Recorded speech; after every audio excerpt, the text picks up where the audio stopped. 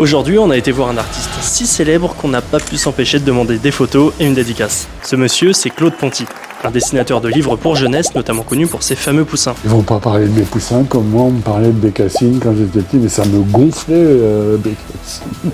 C'est incroyable, chaque fois que je demande...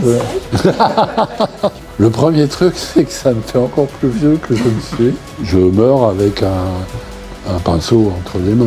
D'ailleurs, il va me falloir un cercueil spécial avec une bosse pour le pinceau. Mais alors, pourquoi on a été le voir? Eh bien, Claude Ponty réalise une collaboration inédite avec les ateliers Dauphard à Tours. Ils sont géniaux. Pas de raison que je sois le seul cinglé. Hein. Ici, il fabrique du papier peint à la planche. Mais pas seulement, on transforme le papier de plein de manières, avec des matières naturelles et à la main, des papiers peints que l'on crée ou que l'on reconstitue pour des monuments historiques, des modèles que l'on crée pour des maisons de mode, voilà, on travaille beaucoup avec des décorateurs, etc. Quand il a débarqué dans l'atelier, il y avait un côté très marrant parce qu'ils étaient tous en file indienne à rencontrer le grand monsieur Claude Ponty. Et ensemble, ils ont réalisé un papier peint panoramique pour une exposition qui débutera le 7 octobre, ici à la Bibliothèque centrale et à la médiathèque François Mitterrand. L'œuvre est composée d'une trentaine de dessins que l'on peut combiner dans tous les sens. Celui-là peut venir là, ou la coccinelle comme ça, tac. Et on aime bien quand les gens s'en mettent des pinceaux.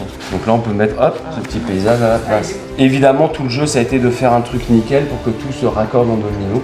L'expo présentera aussi des œuvres réalisées par des enfants, car pour Claude Ponty... Les enfants, en matière d'art contemporain, sont extrêmement doués. Bon allez, nous, on vous laisse, on va continuer de se faire dédicacer nos livres. Faire tatouer un des poussins, il y a des droits d'auteur, comment ça fonctionne? La seule chose à faire, c'est de m'envoyer une photo.